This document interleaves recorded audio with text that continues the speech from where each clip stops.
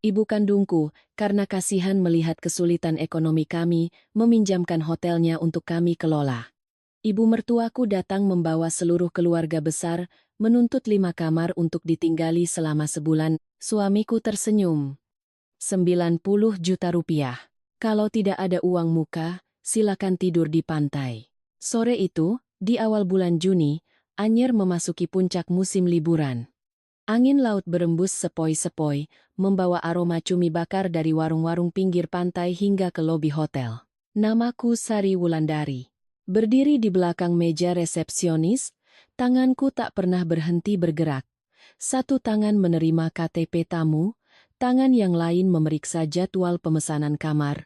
12 kamar di hotel kami hampir terisi penuh, dan 5 kamar dengan pemandangan laut bahkan sudah lunas dibayar di muka.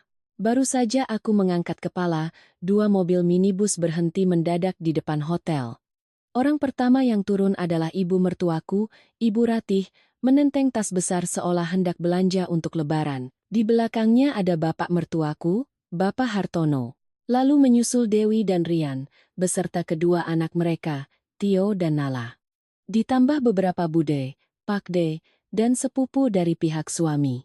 Hampir 20 orang masuk ke lobi, suara koper mereka bergemeretak di lantai keramik. Aku tertegun sejenak, lalu bergegas keluar dan menunduk hormat. Selamat datang Bapak, Ibu, semuanya. Kenapa tidak mengabari dulu, biar kami bisa bersiap-siap? Ibu mertuaku meletakkan tasnya dengan keras ke lantai, matanya menyapu seisi lobi. Bersiap-siap apa lagi? Kami sekeluarga mau menginap di sini sebulan. Sari, berikan ibu kunci 5 kamar terbaik, yang menghadap ke laut, khusus untuk keluarga kita. Tamu lain nanti saja. Aku merasa jantungku seperti diremas. Beberapa tamu yang sedang menunggu untuk check-in juga ikut terdiam. Aku berusaha menjaga suaraku tetap pelan.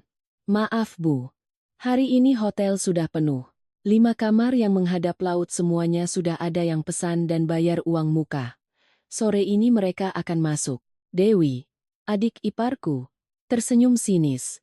Mbak Sari punya hotel sendiri kok pelit sekali? Masa keluarga suami datang mau disuruh bayar? Atau karena hotel ini pinjaman dari ibumu, jadi keluarga suamimu dianggap orang lain? Kalimat itu seperti siember air es yang disiramkan ke wajahku. Hampir 10 tahun aku menjadi menantu di keluarga Santoso, tak pernah sekalipun aku berani bersikap tidak sopan. Tapi hanya karena 5 buah kunci kamar, aku disebut sebagai perempuan tak tahu balas budi.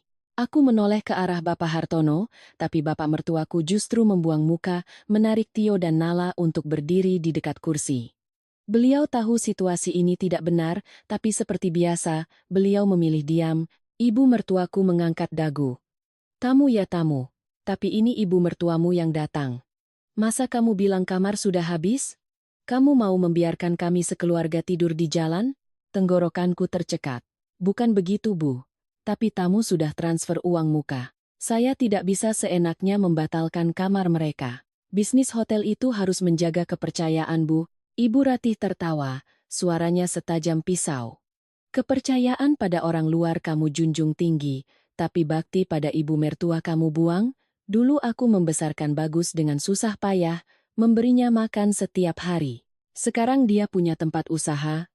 Aku mau menginap beberapa malam saja harus minta izin pada menantuku? Aku belum sempat menjawab, suamiku, Bagus, muncul dari belakang meja resepsionis. Kemejanya masih sedikit kotor oleh debu cat, tangannya memegang buku reservasi.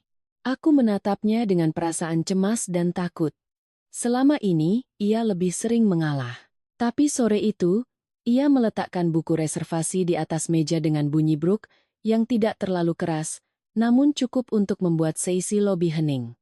Ia menatap ibunya, suaranya tetap sopan.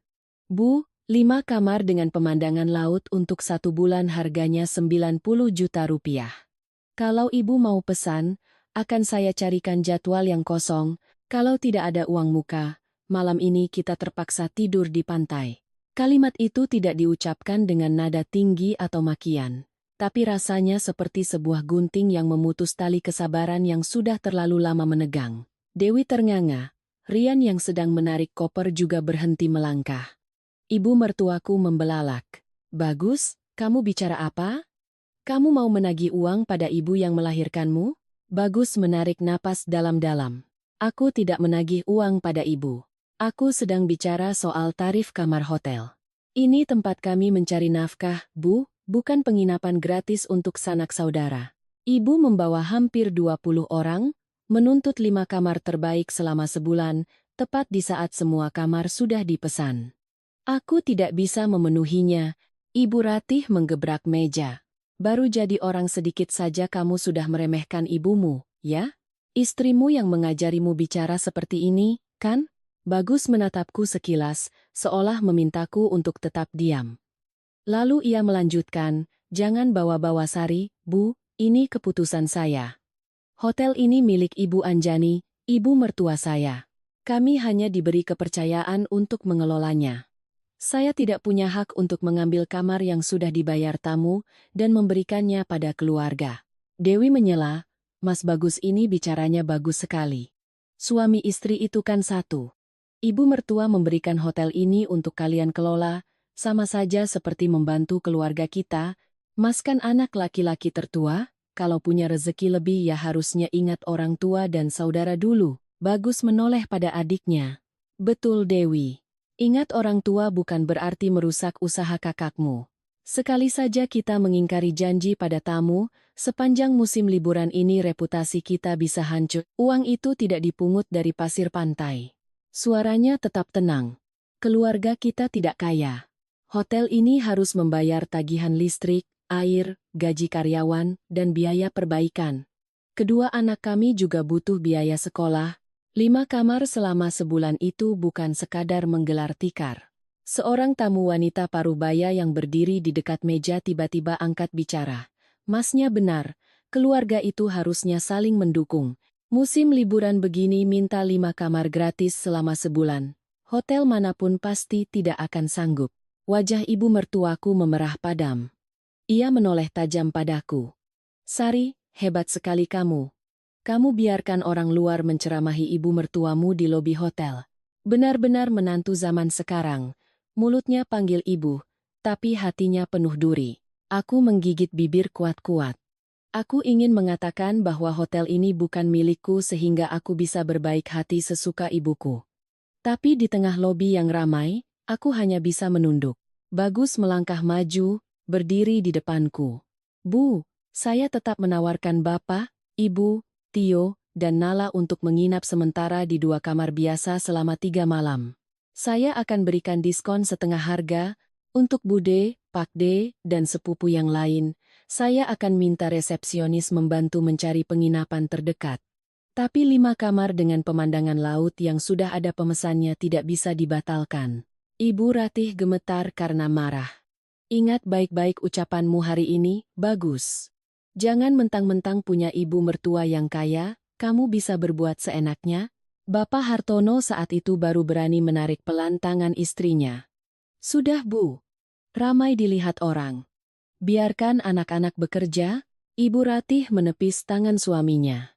Bapak diam saja. Seumur hidup Bapak hanya bisa diam, makanya anak-anak jadi berani menginjak kepala ibunya. Suasana di lobi terasa berat seperti menjelang badai. Aku menatap 5 kartu kunci kamar dengan pemandangan laut yang tergeletak di laci. Rasanya benda bintang itu bukan lagi sekadar kartu plastik, mereka adalah uang sekolah bintang, uang obat untuk Luna, cicilan utang kami di Bekasi, dan juga kehormatan ibuku. Orang bilang, mengalah sekali akan mendatangkan 9 kebaikan. Tapi ada kalanya, mengalah terlalu lama justru menjadi alasan bagi orang lain untuk melewati batas. Sore itu, aku sadar bahwa badai sesungguhnya di keluarga kami tidak dimulai dari 5 kamar, juga bukan dari 90 juta rupiah. Badai itu dimulai sejak hari di mana kebaikan ibuku dianggap sebagai hak milik mereka. Kalimat Bagus yang tegas membuat anak-anak Dewi yang tadinya berlarian menjadi diam. Suara roda koper berhenti, bahkan kipas angin di langit-langit lobi seolah berputar lebih pelan. Aku berdiri di dekat meja resepsionis, tanganku masih di atas papan ketik. Di layar komputer, jadwal pemesanan kamar penuh dengan warna merah. Kelima kamar terbaik dengan pemandangan laut sudah terisi nama tamu, nomor telepon, tanggal check-in, jumlah uang muka, dan bahkan catatan khusus, tamu lansia, butuh kamar di lantai rendah. Semuanya begitu jelas, seperti jarum yang menusuk-nusuk hatiku. Ibu mertuaku, Ibu Ratih, menatap Bagus seolah melihat orang asing. Kamu baru saja bilang ibumu harus tidur di pantai, Bagus. Suaranya bergetar, bukan karena sedih, tapi karena tak percaya. Anak sulungnya yang selama ini selalu mengalah padanya, kini berani bicara setegas itu di depan seluruh keluarga.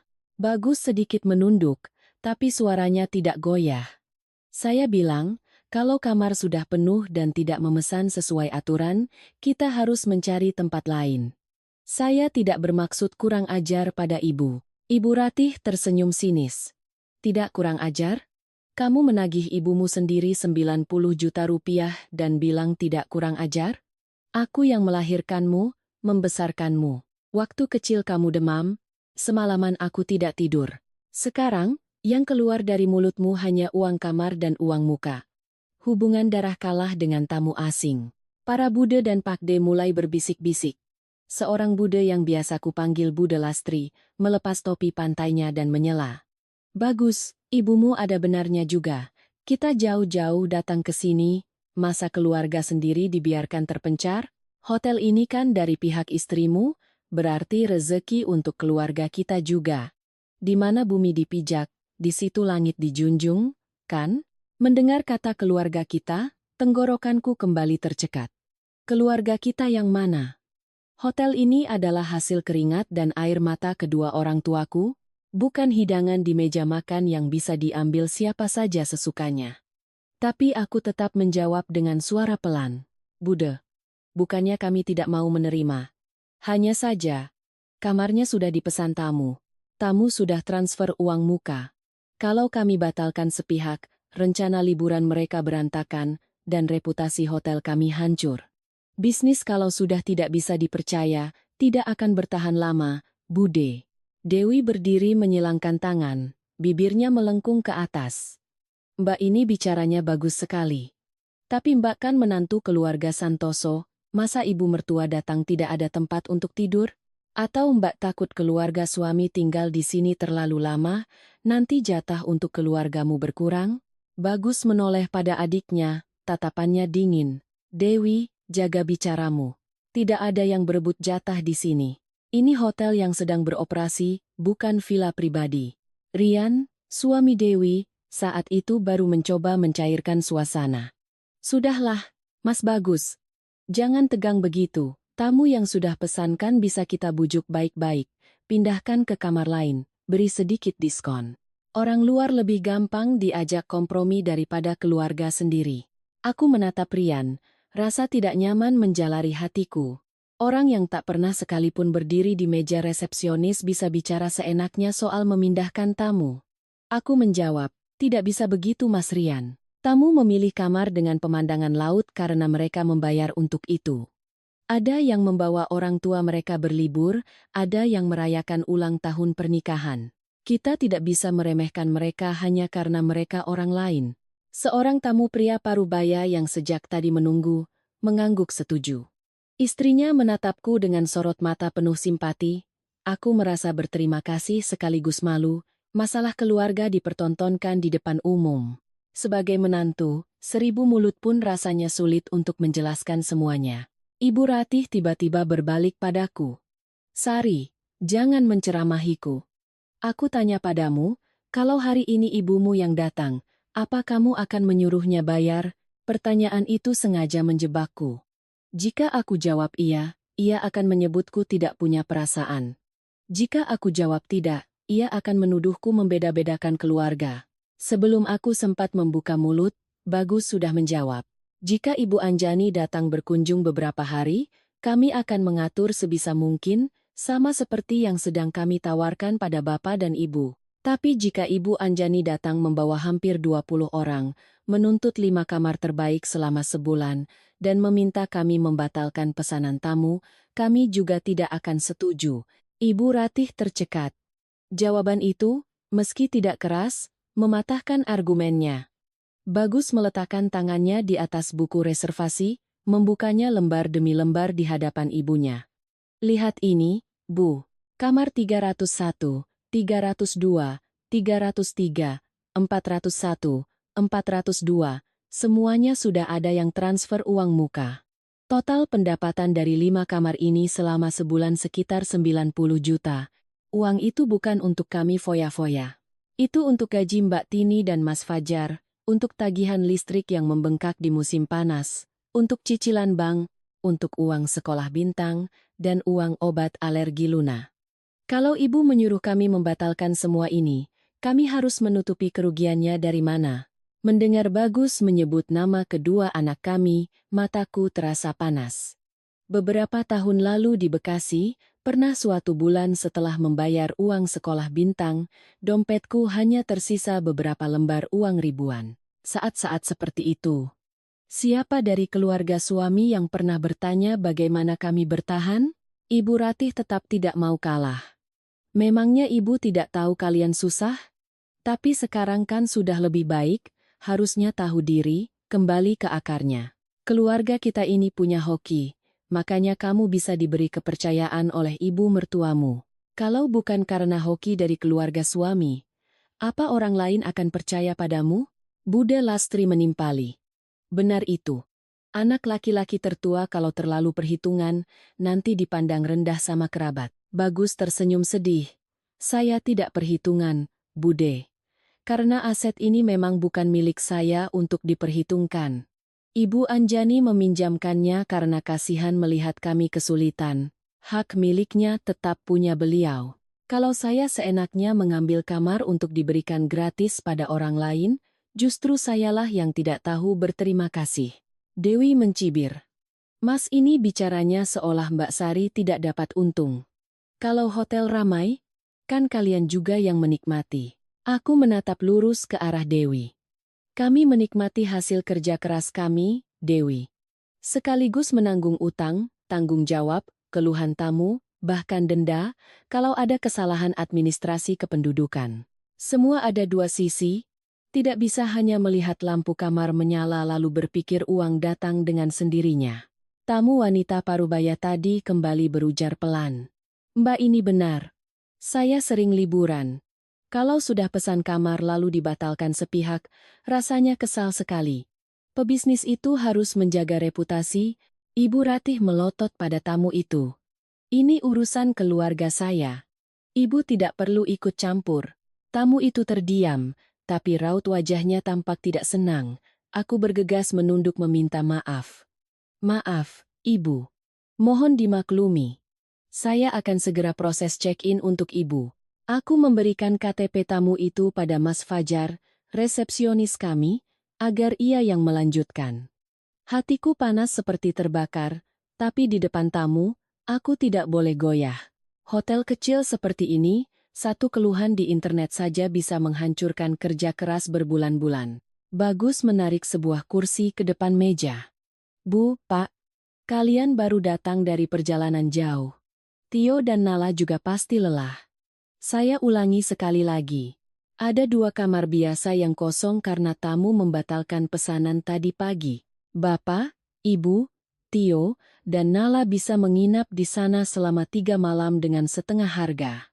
Untuk Bude, Pak D, dan sepupu, saya akan minta resepsionis membantu mencari penginapan terdekat. Siapapun yang menginap di sini harus menyerahkan KTP untuk didata dan menandatangani peraturan hotel seperti tamu lainnya.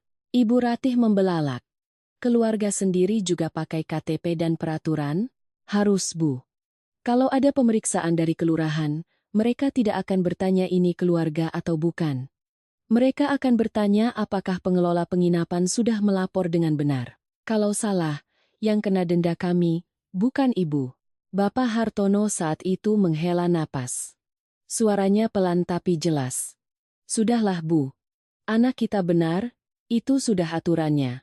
Kita menginap beberapa hari saja dulu. Ibu Ratih menoleh pada suaminya. Bapak ini selalu saja bicara aturan. Saya tanya. Bapak tidak merasa malu?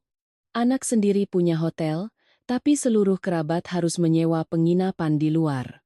Bapak Hartono menunduk, kerutan di dahinya semakin dalam. Aku tahu beliau menyayangi istri dan anaknya, tapi beliau lebih takut pada pertengkaran daripada kesalahan. Dewi menarik tangan ibunya. Sudah, Bu, kita terima saja dulu kamarnya. Lihat saja berapa lama mereka bisa bertahan dengan sikap seperti ini. Ucapan pelan itu ku dengar jelas. Itu bukan sekadar rajukan, tapi lebih terdengar seperti sebuah ancaman. Bagus memberikan 2 kartu kunci pada Mas Fajar. Kamar 205 dan 206. Periksa KTP lengkap baru serahkan kunci. Wajah Ibu Ratih memucat, tapi di depan banyak orang, ia tidak mungkin menyeret seluruh rombongan keluar. Ia merebut KTP dari dompetnya dan meletakkannya dengan kasar di meja. Baik, kamu mau jelas-jelasan, ibu juga bisa. Tapi ingat, Bagus, air mata seorang ibu itu tidak murah harganya. Bagus terdiam beberapa detik, lalu menjawab. Saya ingat, Bu. Tapi air mata istri saya, keringat ibu mertua saya, dan nasi untuk kedua anak saya juga tidak murah. Aku membuang muka, takut akan menangis di tengah lobi. Sejak menjadi menantu, ini pertama kalinya aku mendengar suamiku menempatkan pengorbanan istri dan anaknya setara dengan bakti pada orang tua. Ada yang bilang, keluarga yang diberkahi akan melewati badai dengan sendirinya.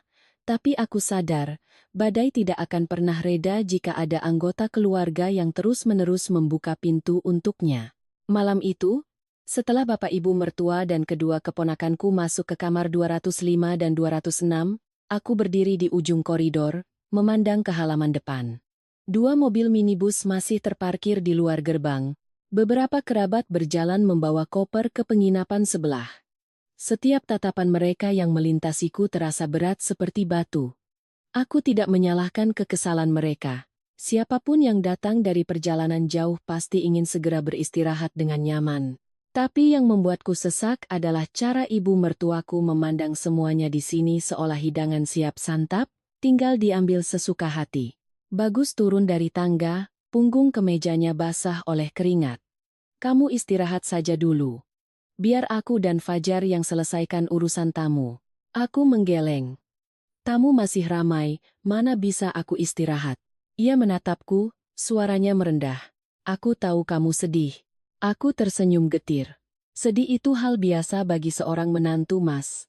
Hanya saja, hari ini kesedihanku ditonton banyak orang. Ia terdiam. Aku juga tidak bicara lagi. Karena ada kesedihan yang jika diceritakan, justru terdengar seperti mengemis belas kasihan. Malam itu, setelah tamu terakhir check-in, aku duduk sendirian di meja resepsionis. Suara ombak di luar terdengar teratur, tapi di kepalaku, kenangan bertahun-tahun di Bekasi kembali berputar. Jika bukan karena pernah melewati masa-masa sulit itu, mungkin aku tidak akan gemetar saat mendengar ibu mertuaku menuntut 5 kamar selama sebulan. Dulu, kami menyewa sebuah rumah kecil di pinggiran Bekasi. Di bagian depannya, Bagus membuka bengkel motor. Disebut bengkel rasanya terlalu mewah, karena bangunannya hanya beratap seng rendah. Saat musim kemarau, panasnya bukan main. Saat musim hujan, air tempias membasahi seluruh peralatan. Bagus adalah montir yang telaten, pelanggan setianya cukup banyak. Tapi kemudian, harga sewa tempat naik, pelanggan berkurang, sementara suku cadang yang sudah dibeli harus segera dilunasi utangnya. Semakin kami berusaha, utang semakin menumpuk. Aku sendiri mencoba berjualan online. Jika ada pesanan, aku akan begadang untuk mengemas barang. Jika sepi, aku hanya bisa menatap tumpukan stok dengan perut mulas. Pernah suatu bulan, ongkos kirim barang yang dikembalikan pelanggan justru lebih besar dari keuntunganku. Orang luar melihatnya mudah, tinggal pasang foto lalu dapat uang. Padahal, setiap pesanan yang dibatalkan menggerogoti modal kami sedikit demi sedikit. Kedua anak kami saat itu masih kecil. Bintang baru masuk kelas 1 SD. Buku, seragam, dan uang SPP selalu datang tepat waktu. Luna sering sekali batuk pilek, setiap kali cuaca berubah, napasnya langsung berbunyi. Pernah suatu malam, ia demam tinggi. Aku membawanya ke klinik. Di dompetku hanya tersisa beberapa lembar uang receh. Aku berdiri di depan apotek dengan wajah panas karena malu, terpaksa mengirim pesan pada Bagus, Mas, Tolong transfer sedikit uang. Mau beli obat untuk Luna. 10 menit kemudian, ia membalas. Aku baru dapat uang dari pelanggan 200.000.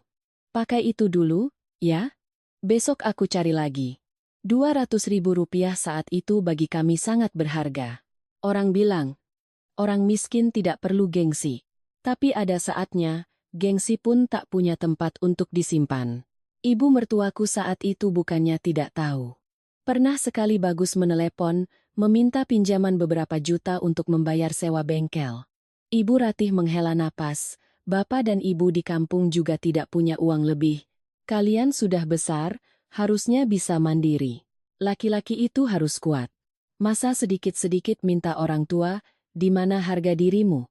Mendengar itu, Bagus hanya menjawab, iya, Bu. Malam itu, ia duduk di teras, merokok hingga abunya berserakan di lantai. Aku membuatkannya segelas teh tawar. Ia menatapku dan tersenyum kecut. Aku tidak berguna ya, Sari. Aku meletakkan gelas teh di sebelahnya. Siapa bilang? Motor rusak saja bisa diperbaiki. Manusia lelah ya istirahat sebentar, lalu lanjut lagi. Yang kutakutkan hanya jika kita saling meninggalkan di tengah jalan. Ia menggenggam tanganku. Tangannya berbau oli. Miskin memang. Tapi selama kami masih bisa saling berpegangan, aku merasa hidup belum menemui jalan buntu. Dewi, adiknya, berbeda. Setiap kali pulang kampung, ia selalu menyindir. Mas dan Mbak kerja di kota besar, kok kelihatannya susah terus? Di sana kan banyak peluang. Mungkin karena kalian terlalu baik, jadi tidak bisa gesit. Aku hanya tersenyum. Ada pepatah, perut kenyang, mata lapar. Orang yang tak pernah kekurangan uang untuk makan, sulit memahami rasanya menghitung setiap butir telur. Pernah suatu hari, panas di Bekasi begitu menyengat. Kamar kontrakan kami terasa seperti oven, Bintang belajar dengan keringat yang menetes di bukunya. Luna terus berguling-guling kepanasan. Aku menyalakan AC sebentar, lalu mematikannya lagi. Bagus menatapku. Nyalakan saja untuk anak-anak, Sari. Aku berbisik. Bulan lalu tagihan listrik sudah lebih dari 1 juta Mas. Belum lagi uang susu Luna. Ia membuang muka. Aku tahu hatinya sakit. Laki-laki terkadang tidak menangis, tapi keheningan mereka lebih berat dari tangisan. Malam itu, aku duduk mengipasi kedua anakku. Aku menatap atap yang bocor di sudut kamar, bertanya-tanya kemana nasib akan membawa kami. Orang bilang, habis gelap terbitlah terang. Tapi saat berada dalam kegelapan, tak ada yang bisa melihat di mana terang itu berada. Tepat di hari-hari terberat itulah, ibuku, Ibu Anjani, menelepon. Sari, bagaimana kalau kalian sekeluarga pindah saja ke Anyer? Aku mengira ibu rindu cucu, jadi aku menjawab. Nanti kalau utang sudah sedikit berkurang, kami akan bawa anak-anak ke sana, Bu. Ibu terdiam sejenak, lalu berkata, Ibu bukan mengajak kalian berlibur. Ibu mengajak kalian untuk memulai hidup baru. Hotel peninggalan Bapak sudah lama tidak terurus. Ibu sudah tua, tidak sanggup lagi. Kalau kalian masih mau berusaha, pulanglah. Kelola hotel ini untuk ibu selama 3 tahun. Ibu tidak akan meminta uang sewa. Keuntungannya pakai saja untuk membayar utang dan membesarkan anak-anak. Aku memegang telepon, tenggorokanku tercekat.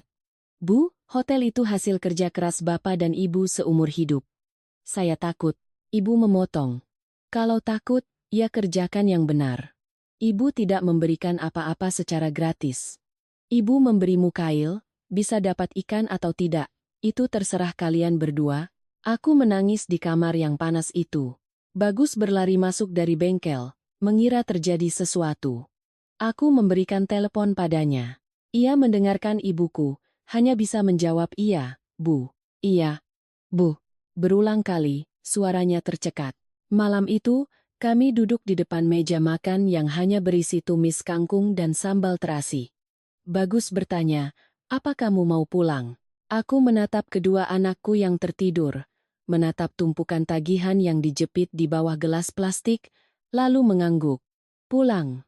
Mas, di sini, kita sudah berusaha sekuat tenaga, tapi rasanya seperti berenang melawan arus. Ibu sudah mengulurkan tangan, kita harus menyambutnya. Ia terdiam sejenak, lalu berkata, Aku berutang budi terlalu banyak pada Ibu Anjani. Aku menjawab, utang budi itu kita bayar dengan bekerja jujur, Mas. Jangan sampai membuat Ibu malu. Saat itu, aku tidak pernah menyangka bahwa utang budi ini suatu hari akan dijadikan alasan oleh orang lain untuk menuntut bagian. Aku juga tidak menyangka, hotel yang menjadi penyelamat kami justru menjadi tempat di mana keluarga suamiku memaksaku memilih antara bakti suami dan nafkah kedua anakku. Pindah ke Anyer bukanlah keputusan yang mudah. Bagi kami saat itu adalah kesempatan terakhir sebelum kami benar-benar tenggelam dalam utang dan kelelahan. Pagi hari saat kami berkemas meninggalkan Bekasi, Bagus berdiri lama di depan bengkel motornya. Atap sengnya kusam, lantainya masih menyisakan noda oli.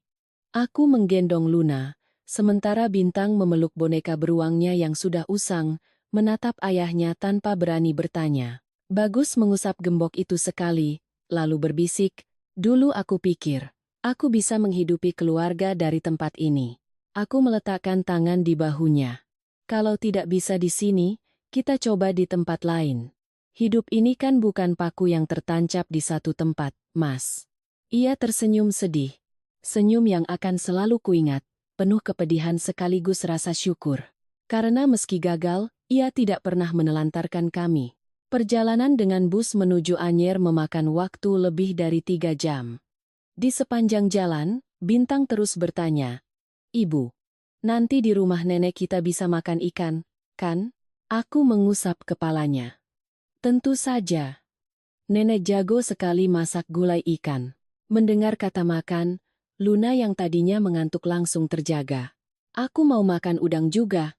Bagus duduk di dekat jendela, diam menatap pemandangan yang berlalu. Aku tahu ia sedang banyak berpikir. Seorang pria yang meninggalkan usahanya yang gagal, membawa istri dan anak untuk menumpang pada ibu mertua, pasti ada rasa minder di hatinya. Tapi kemiskinan yang dibarengi dengan harga diri yang terlalu tinggi, terkadang justru bisa menghancurkan sebuah keluarga. Hotel ibuku terletak di sebuah jalan kecil yang tidak jauh dari pantai. Dulu, saat ayahku masih hidup, tempat itu selalu ramai di musim liburan. Setelah ayah meninggal, ibu mulai sakit-sakitan, dan hotel hanya dikelola seadanya. Papan namanya sudah pudar, pot-pot bunga di depan gerbang mengering, dan kaca jendela berdebu. Ibuku, Ibu Anjani, sudah menunggu di depan pintu. Rambutnya tampak lebih banyak beruban. Melihat kedua cucunya, ia tersenyum, tapi matanya berkaca-kaca. "Sudah sampai, Nak? Ayo masuk. Ibu sudah siapkan makan siang. Ada gulai ikan, sayur bening, dan cumi saus Padang. Pasti lapar, kan?" Mencium aroma masakan dari dapur, aku ingin menangis. Orang yang sudah terlalu lama menderita, terkadang hanya butuh masakan seorang ibu untuk melunakkan hatinya. Bagus mendekat dan menunduk. "Selamat siang, Bu. Maaf, kali ini kami merepotkan Ibu." Ibuku menepuk pelan lengannya. "Menantu juga anak sendiri. Tapi Ibu ingatkan dari awal, Ibu membantu kalian untuk bangkit, bukan untuk bermalas-malasan. Sampai di sini, kalian harus siap bekerja keras." Bagus menjawab sigap. "Iya, Bu. Saya mengerti. Saya tidak akan mengecewakan Ibu." Setelah makan siang, Ibu mengajak kami berkeliling hotel.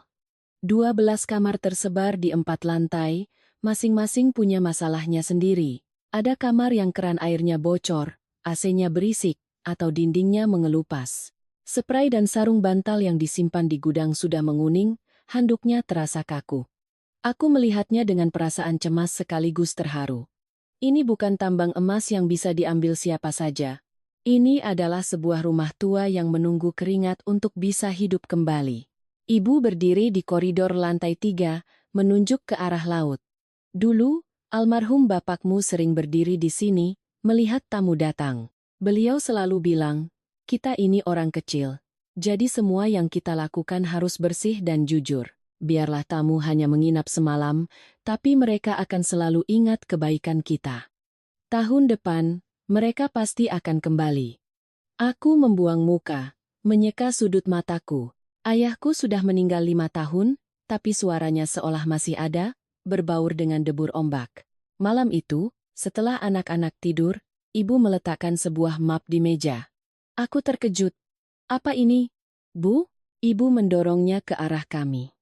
Surat perjanjian pengelolaan hotel. Ibu sudah minta tolong Pak Budi, teman ibu yang konsultan hukum, untuk menyiapkannya. Ibu sudah tua, tidak bisa hanya bicara lisan. Aku panik. Bu, saya ini kan anak ibu. Kenapa harus pakai surat-surat segala? Ibu menatapku lama. Justru karena kamu anak ibu, makanya harus jelas.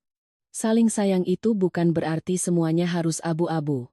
Uang, aset, dan wewenang harus jelas, supaya nanti tidak ada fitnah. Ada pepatah, lebih baik pahit di depan daripada manis di belakang.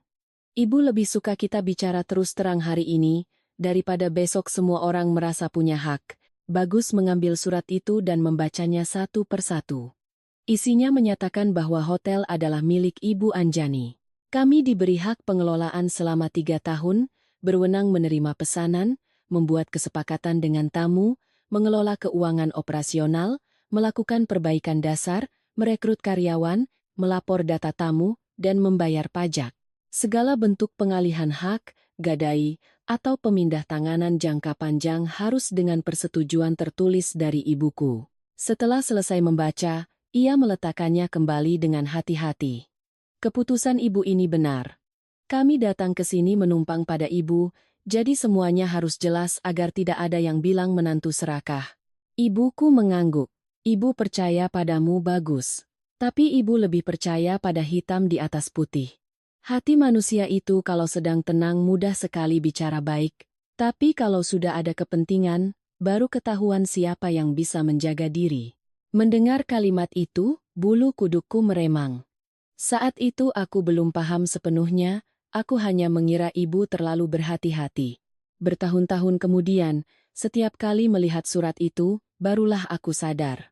Orang tua yang berpengalaman tidak asal bicara. Ibu menoleh padaku. Sari, ingat baik-baik.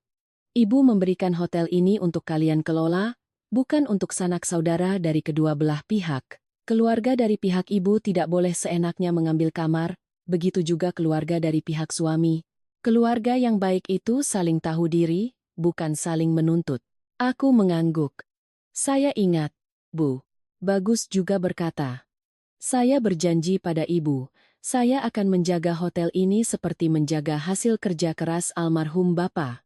Ibuku menghela napas, matanya menatap foto ayahku di atas lemari. Bapakmu sudah tiada. Ibu menjaga tempat ini bukan karena sayang pada temboknya. Ibu menjaganya karena di setiap batanya, ada keringat beliau. Dulu ibu berjualan ikan di pasar, bapakmu jadi kuli angkut, mengumpulkan uang sedikit demi sedikit untuk membangunnya. Kalau kalian bisa bangkit lagi, ibu akan sangat bahagia. Tapi jangan biarkan siapapun menganggap kebaikan ini sebagai utang yang harus kalian bayar dengan harga diri. Ruangan menjadi hening. Di luar, ombak berdebur teratur. Aku menatap ibuku, lalu menatap Bagus. Untuk pertama kalinya setelah berbulan-bulan, aku merasa ada setitik cahaya di hatiku. Hari itu, kami menandatangani surat perjanjian itu. Tanda tangan Bagus sedikit bergetar, tanda tanganku sedikit kabur, karena air mata yang menetes. Aku tidak tahu apakah masa depan akan lebih baik. Aku hanya tahu, ibu telah memberikan kami sebuah jalan. Dan di jalan itu, ia telah menancapkan sebuah patok batas yang sangat jelas. Kebaikan bisa membuka pintu untuk menolong orang. Tapi bukan untuk membiarkan orang lain masuk dan menginjak-injaknya. Setelah mulai mengelola hotel, barulah aku sadar bahwa punya tempat usaha tidak seindah kelihatannya. Orang luar hanya melihat lokasi yang dekat pantai, kamar dengan pemandangan indah, dan tamu yang datang silih berganti, lalu berpikir uang mengalir dengan sendirinya. Tapi begitu terjun langsung, aku tahu setiap rupiah yang didapat berbau cairan pembersih lantai, cat tembok, keringat, dan malam-malam tanpa tidur. Hari pertama membuka gudang penyimpanan spray, aku terdiam. Tumpukan kain putih itu sudah berubah warna menjadi kekuningan, handuknya kaku. Aku menyeretnya satu persatu ke halaman belakang, merendamnya dengan air panas dan cuka, menguceknya hingga tanganku memerah. Bintang melihatku dan bertanya, "Ibu, kenapa tidak beli yang baru saja?" Aku tersenyum. Nanti kalau hotel sudah punya uang, kita beli. Sekarang, mana yang bisa diselamatkan? Kita selamatkan dulu, Nak. Bintang mengangguk seperti orang dewasa. Kalau begitu, aku bantu ibu menjemur, ya. Aku melihatnya dengan tekun menjepit setiap handuk di tali jemuran. Hati ini terasa terharu sekaligus mendapat kekuatan baru. Kemiskinan tidak menakutkan. Yang menakutkan adalah jika seluruh keluarga berjalan ke arah yang berbeda. Bagus memulai dari pekerjaan-pekerjaan berat. Ia membongkar setiap keran yang bocor, mengganti selang shower, memperbaiki stop kontak yang longgar, dan memanjat tangga untuk mengganti bola lampu di koridor. Pernah suatu hari, sambil berjongkok di bawah wastafel, ia berteriak, "Sari, tolong catat beli selotip pipa, ya. Keran di kamar 304 sudah terlalu tua." Aku duduk di meja resepsionis, satu tangan mencatat daftar belanjaan, tangan yang lain belajar membalas pesan calon tamu. Halaman Facebook hotel sebelumnya nyaris terbengkalai, fotonya buram, daftar harganya tidak jelas. Aku belajar memotret ulang setiap kamar agar terlihat lebih terang. Menulis deskripsi yang jelas untuk kamar biasa dan kamar dengan pemandangan laut, lengkap dengan jam check-in, kebijakan uang muka, dan nomor rekening hotel. Aku begitu teliti hingga setiap kali ada tamu yang transfer, aku langsung mengirim pesan konfirmasi. "Baik, Bapak, Ibu. Uang muka sudah kami terima, kamar kami siapkan sesuai jadwal. Nanti saat tiba, cukup tunjukkan KTP saja." Mbak Tini, karyawan lama ibuku, kembali bekerja setelah mendengar kami pulang. Usianya hampir 10 tahun di atasku, badannya tegap, bicaranya ceplas-ceplos. Hari pertama bertemu, ia memandang sekeliling dan berkata, "Kalau Mbak Sari mau usaha ini awet, ingat satu hal, kamar boleh tua, tapi harus bersih." Tamu itu kalau sudah lihat tempat kotor, tidak akan mau kembali. Aku mengangguk cepat. "Tolong ajari saya ya, Mbak. Saya belum terbiasa dengan urusan perhotelan." Mbak Tini tertawa. "Tidak tahu ya belajar, jangan seperti orang yang merasa sudah jadi bos hanya karena pegang kunci. Pekerjaan ini berat, Mbak, seperti mengurus bayi." Kalimat itu benar sekali. Pernah ada tamu datang lebih awal sementara kamar belum siap dibersihkan, aku harus meminta maaf sambil menyuguhkan minuman. Pernah ada tamu mengeluh AC-nya kurang dingin, Bagus harus meninggalkan makan siangnya untuk memeriksa. Suatu malam, saat Luna sedang tidur pulas, ada tamu menelepon karena kehilangan kunci. Aku terpaksa memakai jaket dan turun ke bawah. Ibuku, karena kasihan, diam-diam selalu membantu. Setiap pagi ia memasak bubur ayam atau gulai ikan untuk kami semua, termasuk karyawan. Melihatku sibuk, ibu menasihati. "Jadi pelayan jasa itu, mulut harus manis, tapi buku catatan harus rapi. Bicara manis agar tamu senang, mencatat rapi agar kita tidak rugi." Aku tertawa. Nasihat ibu seperti pantun saja. Ibu melotot manja. "Pantun apanya?" "Itu hasil pengalaman ibu. Mas Fajar kami rekrut sebagai resepsionis shift malam di akhir bulan pertama. Usianya 28 tahun, cekatan dan mahir komputer. Aku berpesan padanya berulang kali. 'Mas Fajar, tolong setiap tamu yang transfer uang muka harus langsung dicatat di sistem. Jangan terima transfer ke rekening pribadi. Kalau ada yang aneh, langsung hubungi saya.' Fajar tersenyum. 'Tenang saja, Mbak. Saya profesional.' Mbak seteliti ini, tamu pasti sulit cari celah untuk komplain. Aku bukan takut tamu komplain, aku hanya takut keteledoranku akan mengecewakan ibuku. Bulan pertama, tamu belum terlalu ramai, tapi sudah ada tanda-tanda baik. Sepasang suami istri dari Cilegon menginap 2 malam. Saat pulang, mereka memberikan kami sekantong oleh-oleh. Hotelnya tidak baru, tapi bersih dan pemiliknya ramah. Tahun depan kami ke sini lagi. Aku memegang oleh-oleh itu dengan perasaan bahagia luar biasa. Satu pujian dari tamu saat itu lebih berharga dari iklan manapun. Aku memotret ulasan bintang 5 pertama di halaman Facebook kami dan mengirimkannya pada Bagus. Ia yang sedang memperbaiki saklar di lantai 4 membalas singkat. "Berarti kita sudah di jalan yang benar, Sari." Sejak itu, hotel kami mulai lebih sering terisi. Akhir pekan beberapa kamar penuh, hari biasa pun ada saja tamu yang datang.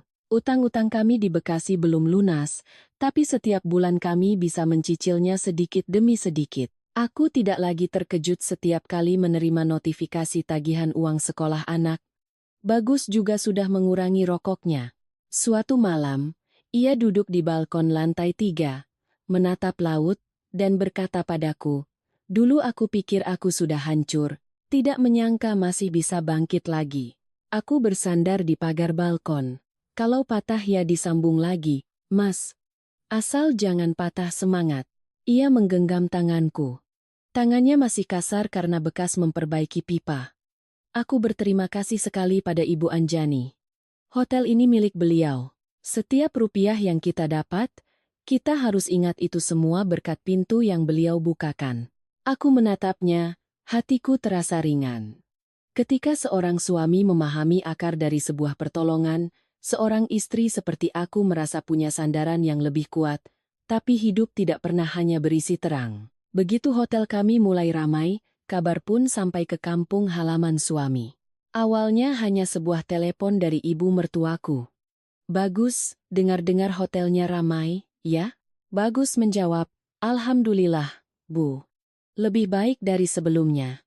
Ibu Rati bertanya lagi, suaranya terdengar lebih ceria. "Kalau akhir pekan, satu kamar berapa harganya?" "Yang menghadap laut pasti mahal, ya?" Bagus tertawa ringan. "Tergantung musim dan tipe kamar, Bu. Tapi hotel ini kan milik Ibu Anjani, kami hanya mengelola." Di seberang sana hening sejenak, lalu ia berkata, "Iya, Ibu tahu. Tapi kalau kamu yang mengelola, kan sama saja seperti kamu punya bagian. Suami istri itu satu." Aku yang duduk di sebelahnya mendengar kalimat itu, tanganku yang sedang melipat handuk berhenti seketika.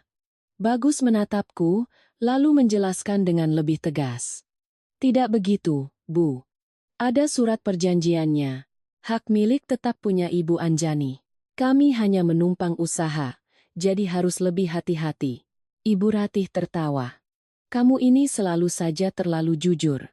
Sesama keluarga. Siapa yang akan hitung-hitungan begitu?" Telepon ditutup. Bagus meletakkan ponselnya. Aku mencoba bergurau. "Mungkin ibu hanya bertanya." Ia terdiam sejenak. "Iya, mungkin. Tapi di hatiku muncul perasaan aneh. Dulu, ibu mertuaku jarang sekali bertanya, apakah kami punya cukup uang untuk membayar utang, atau apakah anak-anak kekurangan susu. Sekarang, begitu hotel kami mulai ramai, ia sudah bertanya soal harga kamar dan jumlah tamu. Pepatah bilang, ada udang di balik batu. Aku tidak mau berpikir buruk tentang ibu mertuaku, tapi ada angin yang berembus dari kejauhan. Orang yang tinggal di tepi pantai, hanya dari baunya saja sudah tahu badai akan datang. Setelah telepon pertama itu, aku mencoba meyakinkan diri untuk tidak berpikir negatif. Orang tua di kampung mendengar anaknya lebih sukses, wajar jika banyak bertanya. Aku bahkan menyarankan pada Bagus, bagaimana kalau akhir pekan ini kita kirimkan makanan laut untuk bapak dan ibu? Mungkin ibu bertanya karena ikut senang. Bagus setuju. Keesokan harinya, ia pergi ke pasar, membeli beberapa kilogram kepiting, ikan, dan cumi, lalu mengirimkannya ke kampung. Aku mengirim pesan pada ibu mertuaku. "Bu, kami kirim sedikit makanan laut untuk bapak dan ibu." Ibu Ratih membalas dengan cepat. "Oh, hotelnya ramai, jadi makanan lautnya tidak habis dimakan, ya?" Aku menatap pesan itu, bingung harus menjawab apa. Makanan laut itu tidak tumbuh di halaman hotel. Semua harus dibeli. Tapi aku tetap membalas dengan sopan. "Ini kami beli di pasar, Bu. Lebih segar daripada di kota, jadi kami kirimkan untuk bapak dan ibu." Ia tidak membalas lagi. Sejak itu, telepon dari ibunya semakin sering. Suatu hari, saat sedang memperbaiki lampu, Bagus menjepit ponsel di antara bahu dan telinganya. "Iya, Bu. Akhir pekan lebih ramai?" "Tidak. Tidak semua kamar harganya sama." "Iya." Tamu transfer ke rekening hotel. Aku yang berdiri di dekatnya mendengar percakapan itu dengan hati was-was. Ibu mertuaku bertanya begitu detail, seperti orang yang mau membuka hotel, bukan sekadar bertanya kabar. Suatu malam, Bagus duduk di sebelahku. Ibu tanya apa lagi, Mas? Ia menghela napas. Ibu bertanya, kalau 5 kamar dengan pemandangan laut disewa sebulan, harganya berapa? Aku bilang sekitar 90 juta. Ibu bilang, mahal sekali. Kalau begitu, kalian cepat kaya. Penaku berhenti bergerak. Mas jelaskan soal biayanya? Sudah. Aku jelaskan soal listrik, air, gaji, perbaikan, pajak, dan utang. Tapi ibu hanya tertawa, bilang aku terlalu perhitungan. Aku menatap keluar jendela. Di jalanan, rombongan turis berjalan-jalan. Di tengah keramaian itu, hatiku justru terasa dingin. Beberapa hari kemudian, Dewi melakukan panggilan video. Mas Bagus, dengar-dengar hotelnya penuh terus, ya? Mbak Sari hebat juga. Keluarga dari pihak istri memang rezekinya bagus. Bagus menjawab, bukan rezeki nomplok Dewi. Hotel ini kondisinya parah. Kami perbaiki habis-habisan baru bisa jalan lagi. Dewi tertawa. Setidaknya sudah ada modalnya. Aku dan Mas Rian sudah coba bisnis makanan beku beberapa kali, tapi gagal terus. Coba saja Mas mau membantu sedikit, pasti keluarga kita tidak akan sesusah ini. Bagus berkata. Membantu bagaimana? Kalau kamu mau jualan, nanti Mas ajari caranya promosi. Tapi hotel ini milik Ibu Anjani. Kami hanya mengelola. Dewi mencibir. Mas ini selalu saja Ibu Anjani, Ibu Anjani. Kalau ibu kandung Mas dengar, pasti sedih. Mas kan anak laki-laki tertua, punya usaha di pinggir pantai, tapi bicaranya seperti karyawan saja. Bagus meninggikan suaranya. Aku memang bekerja, Dewi. Bekerja dengan tanggung jawab atas kepercayaan yang diberikan. Jangan sebut ini usaha. Dewi tertawa sinis. Mas terlalu baik, makanya Mbak Sari yang pegang kendali. Sudah, aku cuma bicara begitu saja, jangan marah. Panggilan video berakhir. Bagus duduk terdiam. Aku tahu ia kesal, tapi karena itu adiknya, ia tidak mau bicara keras. Malam itu aku bertanya, apa menurut Mas? Dewi salah paham? Ia mengusap wajahnya. Bukan salah paham. Dia sengaja ingin memahaminya sesuai keinginannya. Di kampung, Ibu Ratih mulai menyebarkan cerita. Aku tahu dari seorang kenalan yang menginap di hotel kami. Mbak ini menantunya Bu Ratih, ya? Di kampung, beliau cerita kemana-mana. Katanya putranya jadi pemilik hotel di Anyar. Liburan ini seluruh keluarga mau menginap sebulan penuh. Mendengar itu, tanganku yang sedang memegang KTP nyaris jatuh. Hotel ini milik ibu saya, Bu. Kami hanya mengelola. Tamu itu mengerjap. Oh begitu? Bu Ratih ceritanya seolah itu milik keluarga beliau. Aku tersenyum canggung. Setelahnya, aku menceritakan hal itu pada Bagus. Ia langsung menelepon ibunya. Bu, saya dengar ibu cerita pada semua orang kalau hotel ini milik saya. Ibu Ratih menjawab dengan enteng. Ibu kan hanya ingin pamer sedikit. Masa ibu harus bilang anak ibu kerja untuk mertuanya? Bagus mencoba sabar. Kalau ibu bicara begitu, orang akan salah paham. Hotel ini milik Ibu Anjani, saya tidak mau nanti ada masalah. Ibu Ratih meninggikan suaranya. Masalah apa? Mertuamu membantumu, itu sama saja membantu seluruh keluargamu. Kamu itu anak ibu. Apa salahnya ibu bilang kamu punya hotel? Sangat salah, Bu. Karena saya tidak memilikinya. Hening sejenak. Lalu suaranya menjadi dingin. Kamu sudah diajari istrimu, ya? Dulu kamu tidak pernah membantah ibu seperti ini. Bagus memejamkan mata. Saya tidak membantah, Bu. Saya hanya meluruskan. Ibu Ratih langsung menutup telepon. Sejak hari itu, aku sadar satu hal. Ketika seseorang sudah bertekad untuk mengaku-ngaku, kebenaran justru membuat mereka semakin tidak nyaman. Karena kebenaran itu seperti cermin yang memperlihatkan keburukan mereka sendiri. Dewi semakin menjadi-jadi. Ia sering datang ke rumah ibunya dan berbisik. Lihat kan, Bu? Mas Bagus sekarang lebih mendengar Mbak Sari. Hotel seramai itu, tapi keluarga kita hanya bisa menonton. Dia itu anak sulung. Nanti kalau ada acara keluarga atau bapak ibu sakit, masa mertuanya yang urus? Mendengar itu, Ibu Ratih semakin kesal. Benar juga katamu, dulu waktu susah, dia sering mengeluh. Sekarang sudah enak, takut ibunya ikut menikmati. Rian yang duduk di sebelahnya ikut memanasi. Ibu harus lebih tegas. Liburan ini kita datang saja ke sana. Kalau ada yang bertanya, bilang saja hotelnya dikelola anak ibu, anak yang mengelola, masa ibunya tidak boleh menginap? Dewi menimpali. Betul Bu. Kalau ibu diam saja, Mbak Sari akan semakin menjadi-jadi. Kita datang rombongan besar, Mas Bagus pasti tidak akan tega membiarkan ibu malu di depan kerabat. Aku tidak mendengar percakapan itu secara langsung. Belakangan, Bapak Hartono yang menceritakannya pada Bagus, Bapak bilang, saat itu beliau sudah menasihati. Jangan pamer berlebihan, Bu. Itu hotel besan kita. Kalau mau ke sana ya harus bertanya dulu. Tapi Ibu Ratih menepisnya. Bapak ini penakut sekali. Aku ini ibu kandungnya. Masa minta kamar saja tidak boleh? Maka, dari sekadar pamer, rencana itu menjadi kenyataan. Ibu Ratih menelepon Bude Lastri, Pak De Budi, dan beberapa sepupu, mengajak mereka berlibur ke Anyer. Ia bahkan berpesan, kalian datang saja bersamaku. Hotel anakku, kamar terbaik sudah kusiapkan. Ada yang bertanya soal harga. Ia menjawab, sesama keluarga tidak usah hitung-hitungan. Paling nanti bantu sedikit untuk makan. Semakin sering ia bicara, semakin ia percaya pada kebohongannya sendiri.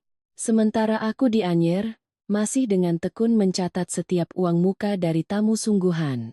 Aku tidak tahu, di kampung, sebuah jadwal liburan lain sedang disusun, berdasarkan gengsi ibu mertuaku. Ibu Ratih tidak hanya membual. Belakangan aku baru tahu, didorong oleh gengsi dan hasutan Dewi, ibu mertuaku mulai melakukan sesuatu yang ia sendiri tidak sadari konsekuensinya. Menerima uang muka pemesanan kamar secara pribadi. Di kampung, awal bulan Juni adalah waktu yang tepat untuk liburan keluarga. Ibu Ratih, yang senang dipuji, memanfaatkan momen ini. Setiap kali ada yang bertanya, dengar-dengar Bagus punya hotel di Anyer ya, Bu? Ia langsung tersenyum bangga. Iya, hotelnya dekat sekali dengan pantai, kamarnya bagus. Liburan ini saya mau ajak seluruh keluarga ke sana. Bude Lastri menimpali. Wah, enak sekali jadi ibu. Punya anak punya hotel, liburan tidak pusing cari penginapan. Ibu Ratih semakin besar kepala, tentu saja. Orang lain harus pesan jauh-jauh hari. Kalau keluarga, saya tinggal bilang saja. Ucapan itu, jika hanya untuk pamer, mungkin tidak akan menjadi masalah besar. Tapi, ada yang menganggapnya serius. Seorang sepupu mengirim pesan, meminta 2 kamar untuk akhir pekan. Seorang kenalan dari kota sebelah juga bertanya apakah ada kamar dengan pemandangan laut. Ibu Ratih, tanpa bertanya pada Bagus atau aku, meminta Dewi mengirimkan foto-foto kamar. Dewi sangat cekatan. Ia mengunduh foto-foto terbaik dari halaman Facebook hotel kami. Kamar 401 dengan balkon menghadap laut. Kamar 402 dengan gorden birunya yang baru, sudut lobi yang baru dicat, bahkan foto hidangan laut yang pernah dipesan rombongan tamu. Dewi mengirimkannya pada ibunya dengan pesan, pakai foto ini saja Bu. Biar kelihatan mewah. Kalau ada yang tanya, bilang saja hotel Mas Bagus. Ibu Ratih dengan antusias meneruskan foto-foto itu. Pesan yang ia kirim, belakangan aku baca dengan perasaan campur aduk. Ia menulis dengan sangat wajar, ini kamar di hotel anak saya. Transfer uang muka ke saya saja untuk booking. Nanti di sana, sebut saja nama saya. Ada yang mentransfer 2 juta, ada yang 3 juta. Satu keluarga besar bahkan mentransfer 5 juta agar pasti dapat kamar bagus. Ibu Ratih menerima semua uang itu melalui rekening pribadinya. Tak 1 rupiah pun masuk ke sistem hotel. Sementara itu, di Anyer, aku masih bekerja sesuai prosedur. Setiap pagi aku memeriksa jadwal.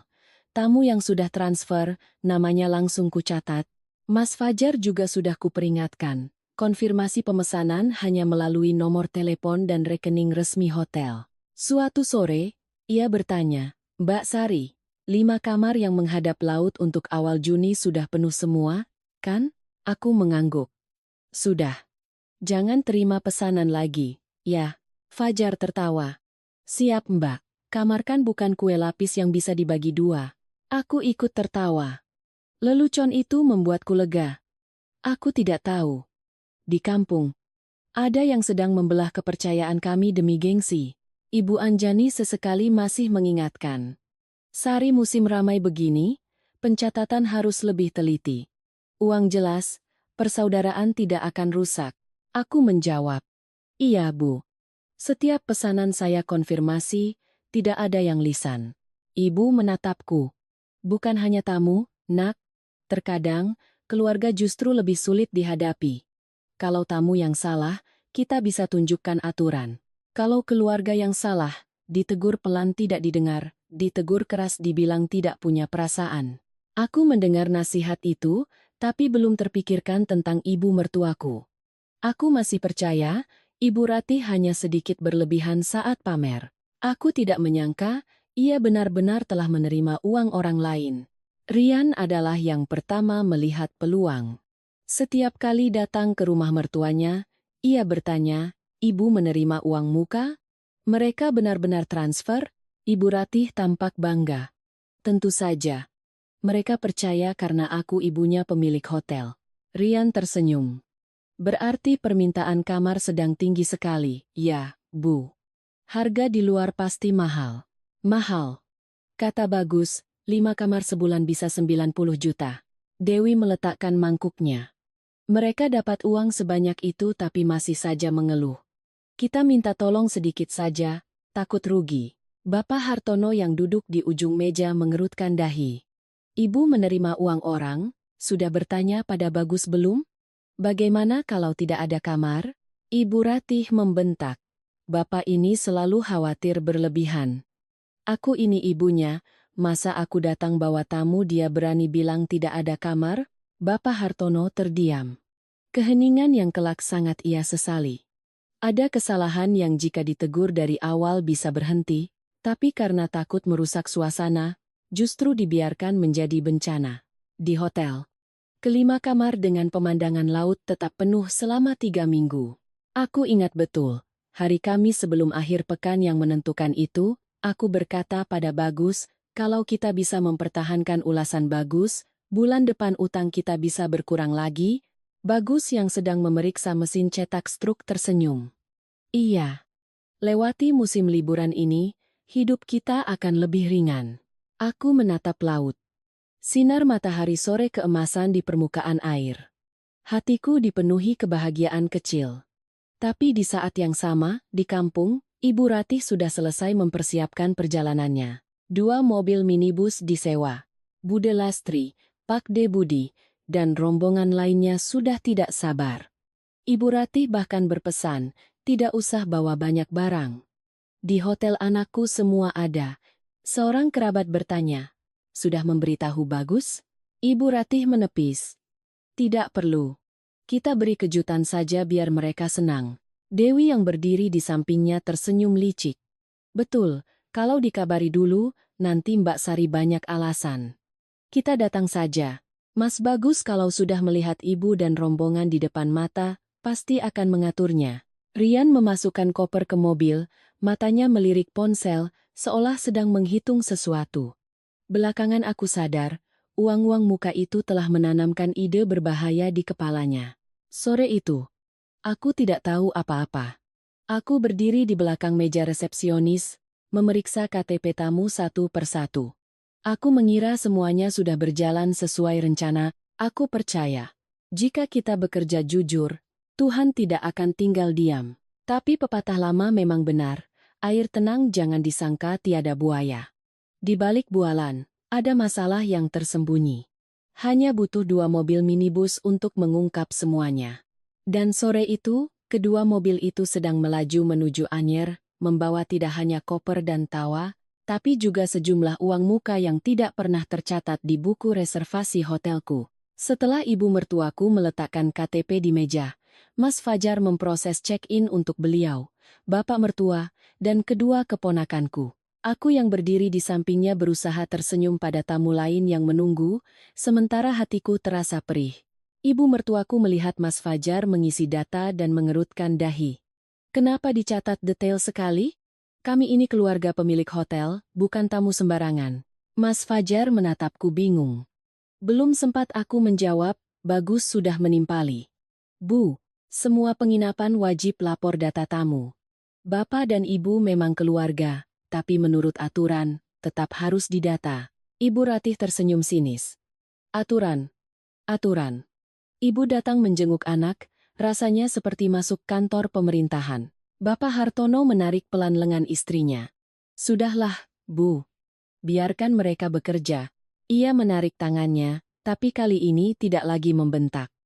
Mungkin setelah mendengar soal 90 juta rupiah, ia sadar putranya hari ini tidak mudah lagi ditekan. 2 kamar biasa, 205 dan 206, terletak di lantai 2, tanpa balkon yang menghadap langsung ke laut. Aku tahu ibu mertuaku tidak puas. Begitu pintu kamar terbuka, matanya langsung menyapu sekeliling. Kamarnya kecil begini? Tidak ada yang menghadap laut? Aku menjawab pelan, maaf, Bu. Kamar yang menghadap laut sudah penuh dipesan. Kamar ini baru saja dibersihkan, AC-nya dingin. Bapak, Ibu, dan anak-anak bisa istirahat dulu. Dewi yang berdiri di belakang sambil menggendong Nala menyindir. Menginap sementara saja masih ditagih setengah harga. Mbak Sari perhatian sekali, ya. Aku mendengar nada sinisnya. Tapi hanya menjawab, ada kwitansi internal, Dewi. Untuk pencatatan buku akhir bulan. Rian yang memasukkan koper ke kamar mencoba tertawa. Sudahlah, yang penting ada tempat istirahat. Liburan ke pantai kan jarang di kamar. Aku tidak bicara lagi. Aku hanya berpesan. Di dalam kamar ada daftar peraturan, handuk, remote, dan teko listrik sudah lengkap. Kalau butuh sesuatu, silakan hubungi resepsionis. Ibu Ratih menoleh padaku. Kamu bicara seperti pada tamu asing saja. Aku menunduk. Saya hanya menjelaskan agar lebih mudah, Bu.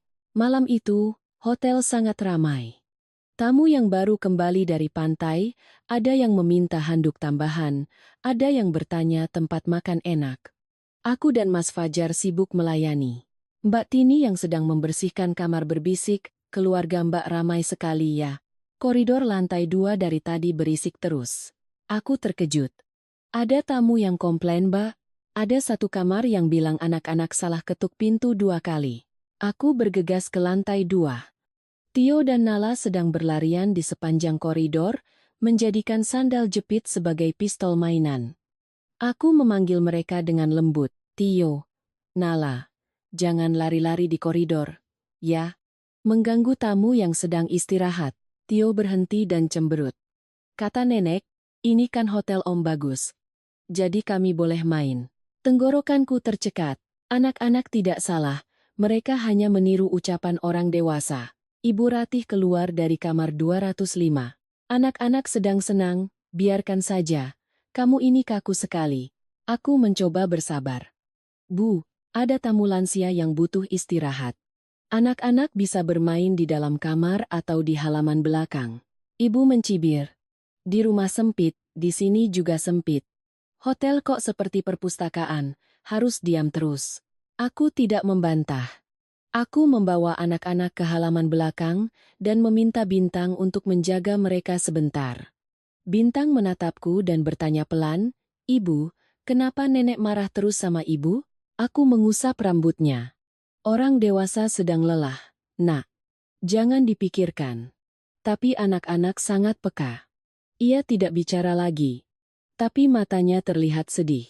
Keesokan paginya, Dewi membawa 3 handuk putih ke pantai. Aku yang sedang memeriksa kamar melihatnya dan menegur. Dewi, handuk kamar tidak boleh dibawa ke pantai. Di lobi ada handuk khusus yang bisa disewa. Dewi berbalik. Cuma handuk saja kok, Mbak. Nanti kan dikembalikan. Handuk kamar, kalau kena pasir sulit sekali dibersihkan, dan kami harus menghitung jumlahnya. Dewi mengangkat bahu. Mbak ini memang teliti sekali. Aku tahu ia sengaja berkata begitu agar didengar oleh kerabat yang lain. Sore harinya, dari 3 handuk itu, hanya 1 yang kembali. Dewi bilang mungkin tertinggal di pantai. Aku mencatat di buku, hilang 2 handuk. Ibu mertuaku yang melihatnya langsung bertanya, "Kamu catat apa?" "Saya catat 2 handuk yang hilang, Bu. Untuk laporan nanti." Ia menggebrak meja. "Handuk keluarga sendiri juga mau dihitung?" Aku menatapnya dan berkata perlahan, "Bu, ini bukan barang pribadi. Ini aset usaha milik Ibu Anjani yang dipercayakan pada kami. Kalau hilang, saya harus mencatatnya untuk dilaporkan." Wajahnya menggelap. "Selalu saja Ibu Anjani, Ibu Anjani, seolah ibu mertuamu ini orang lain." Aku terdiam. Malam kedua, Rian membeli 2 krat bir dan makanan ringan, lalu menggelar tikar di lobi. Ia mengajak beberapa kerabat untuk minum-minum sambil tertawa terbahak-bahak. Seorang tamu pria turun dan bertanya, "Mbak, apa di sini ada bar? Anak saya tidak bisa tidur, berisik sekali." Aku bergegas meminta maaf, lalu menghampiri Rian. "Mas Rian, mohon maaf, di sini ada tamu yang istirahat. Kalau mau minum, tolong pelankan suaranya, atau bisa ke warung di pinggir pantai." Rian yang wajahnya sudah memerah karena bir tertawa. "Mbak Sari ini tegang sekali. Liburan ke pantai kalau tidak minum-minum untuk apa?" Bagus turun dari tangga, suaranya tegas. "Rian, bereskan. Ini lobi untuk tamu, bukan tempat minum-minum." Rian tersenyum sinis, tapi ia tetap berdiri. Dewi menarik tangan suaminya dan berbisik, sengaja agar aku mendengar. "Sudahlah Mas, mereka sekarang kan sudah jadi bos. Kita yang menumpang harus tahu diri." Bagus menatap adiknya. "Dewi, jangan bicara seperti itu. Dari awal sudah Mas katakan. Ini tempat usaha." Pagi hari ketiga, masalah yang lebih besar terjadi. Mbak Tini meneleponku dengan panik. "Mbak Sari, cepat ke kamar 205, layar TV-nya retak." Aku berlari ke atas. TV yang tergantung di dinding kamar mertuaku retak melintang. Tio berdiri di belakang neneknya dengan wajah pucat. Di atas tempat tidur, tergeletak sebuah mainan plastik. Aku bertanya dengan lembut, "Tio, kamu melempar sesuatu ke TV, ya?" Anak itu hampir menangis. Tadi Tio kira bisa kena bantal." Aku menghela napas. Anak-anak berbuat salah itu wajar. Yang sulit adalah bagaimana orang dewasa menyikapinya. Aku menoleh pada ibu mertuaku. "Bu, TV-nya pecah. Saya harus buat laporan untuk memanggil teknisi dan meminta perkiraan biaya perbaikan." Ibu Ratih langsung membentak. "Anak kecil tidak sengaja. Kenapa harus pakai laporan dan biaya segala? Kamu mau menyuruh cucumu ganti rugi?" Bagus masuk tepat saat itu. Ia melihat TV, lalu menatapku dan ibunya.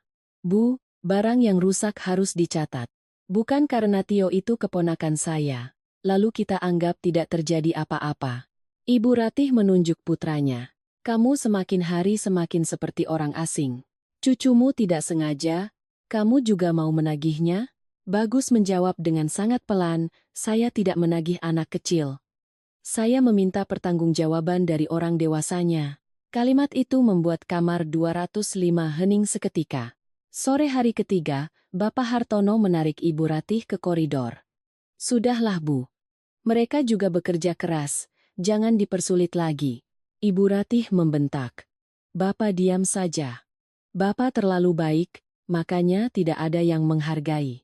Kalau saya tidak tegas, menantu itu akan menginjak-injak kepala kita." Aku yang berada di gudang sebelah mendengarnya. 3 hari mengalah demi menjaga keharmonisan, pada akhirnya hanya membuktikan satu hal. Ada orang yang tidak menganggap kompromi sebagai kebaikan, melainkan sebagai izin untuk melangkah lebih jauh. Pagi hari keempat, langit anyer mendung. Rombongan keluarga suamiku bersiap-siap pulang. Tak ada yang tampak gembira. Bude Lastri hanya mengangguk sekilas saat melewatiku. Dewi menggendong Nala dengan wajah dingin. Rian bergumam, liburan tapi rasanya seperti rapat evaluasi. Ibu Ratih adalah yang terakhir turun. Ia menatapku dari ujung kepala hingga ujung kaki. "Sari, hidup itu jangan terlalu perhitungan. Manusia berencana, Tuhan yang menentukan." Aku menunduk. "Hati-hati di jalan, Bu, Pak." Ia tersenyum sinis. "Tidak perlu dikasihani. Ibu masih kuat." Bapak Hartono menatapku dengan rasa bersalah. Sari, Bapak pulang, ya. Maafkan anak-anak. Iya, Pak. Aku tidak mengatakan tidak apa-apa. Karena nyatanya memang apa-apa. Handuk yang hilang harus diganti, TV yang pecah harus diperbaiki, tamu yang terganggu harus ditenangkan. Kedua mobil minibus itu akhirnya pergi. Aku menatapnya hingga hilang di kejauhan, lalu menghela napas panjang. Bagus mendekat. Sudah selesai. Biar aku panggil teknisi TV. Kamu periksa kamar saja dengan Mbak Tini. Belum sempat aku berbalik, sebuah taksi berhenti di depan. Satu keluarga dengan dua anak turun. Pria itu melihat papan nama hotel dan berkata, "Benar di sini." Aku tersenyum menyambut. "Selamat datang Bapak Ibu." "Sudah pesan kamar sebelumnya?" Wanita itu menjawab cepat. "Sudah. Kami pesan 2 kamar dengan pemandangan laut." Aku sedikit tertegun. 2 kamar itu baru akan diisi oleh tamu lain pukul 2 siang nanti. Namanya tidak ada di sistem. "Boleh tahu atas nama siapa, Bu?" Pria itu menyebut nama dan nomor telepon. Mas Fajar yang berdiri di sebelahku dengan cepat memeriksa komputer, lalu menggeleng pelan. Aku berkata, "Maaf, Pak, Bu. Datanya tidak ada di sistem kami." "Bapak pesan melalui aplikasi apa, ya?" Wanita itu mengerutkan dahi. "Bukan aplikasi. Kami pesan lewat kerabat pemilik hotel. Namanya Ibu Ratih. Beliau yang menerima uang muka dari kami." Telingaku berdengung. Bagus yang berdiri di belakangku juga terkejut dan melangkah maju. "Boleh saya lihat bukti percakapan dan transfernya, Pak?" Pria itu, meski kesal, tetap menunjukkan ponselnya. Di layar, terpampang jelas foto kamar 401 dan 402. "Pesan dari ibu mertuaku, ini kamar di hotel anak saya. Transfer uang muka 5 juta ke saya, nanti di sana sebut saja nama saya." Aku melihat nomor rekeningnya, benar atas nama Ratih Suryani. Wanita itu mulai meninggikan suaranya. "Kalian ini bagaimana? Uang sudah diterima, sekarang bilang tidak ada kamar. Kami datang jauh-jauh dari Serang bawa anak-anak, masa mau disuruh tidur di jalan?" Aku bergegas menenangkan. "Mohon tenang dulu, Bu. Kami benar-benar tidak menerima uang muka ini. Tapi kami akan bantu carikan solusi." Pria itu tertawa sinis. "Solusi?" Ibunya pemilik hotel sendiri yang promosi. "Sekarang kalian cuci tangan, ini namanya penipuan." Kata penipuan itu seperti tamparan keras di wajahku. Selama berbulan-bulan, kata itulah yang paling kutakuti. Bagus mencoba tenang. "Bapak, Ibu, mohon beri kami waktu sebentar. Saya akan panggil orang yang menerima uang Bapak untuk datang ke sini. Sementara itu, silakan duduk dulu." Belum sampai 20 menit, mobil lain datang. Kali ini sepasang suami istri lansia. Mereka juga mengaku telah memesan kamar melalui Ibu Ratih. Tak lama kemudian, rombongan lain datang. Lobi hotel mendadak ramai. 3 rombongan, total 5 kamar, semuanya menunjukkan bukti transfer ke rekening ibu mertuaku. Jumlahnya lebih dari 30 juta rupiah. Bagus berdiri mematung, lalu menelepon ibunya. Panggilan pertama tidak diangkat, kedua ditolak. Di panggilan ketiga, ia mengirim pesan. "Kalau ibu tidak segera datang, saya akan ajak semua tamu ini ke kantor polisi untuk membuat laporan." 10 menit kemudian, Ibu Ratih menelepon balik, suaranya melengking. "Kamu mengancam ibumu sendiri?" Bagus menjawab. "Saya tidak mengancam. Tamu-tamu yang transfer uang ke ibu sedang ada di lobi. Hotel tidak punya kamar kosong. Ibu harus datang dan menjelaskannya. Aku kan hanya membantu kalian. Atur saja beberapa kamar untuk mereka. Kamar sudah penuh dipesan tamu lain, Bu. Kalau begitu usir saja tamu yang itu." Bagus memejamkan mata. Ibu yang berbuat salah dengan menerima uang, sekarang ibu menyuruh saya mengorbankan tamu lain untuk menutupi kesalahan ibu? Di seberang sana hening, lalu ia berkata, "Baik, aku akan datang. Biar kulihat sampai di mana menantumu itu mau mempermalukan ibu mertuanya." Aku yang berdiri di sebelahnya merasa hatiku berat. Lagi-lagi aku. Padahal, yang menerima uang adalah beliau, yang berjanji juga beliau, tapi pada akhirnya, yang disalahkan tetaplah menantunya. Sekitar 1 jam kemudian, Ibu Ratih kembali ke hotel bersama Dewi. Begitu masuk, Dewi langsung menatapku tajam. Mbak Sari, ada apa ini? Cuma beberapa kamar saja, tidak bisakah Mbak fleksibel sedikit? Aku meletakkan hasil cetak jadwal pemesanan di meja.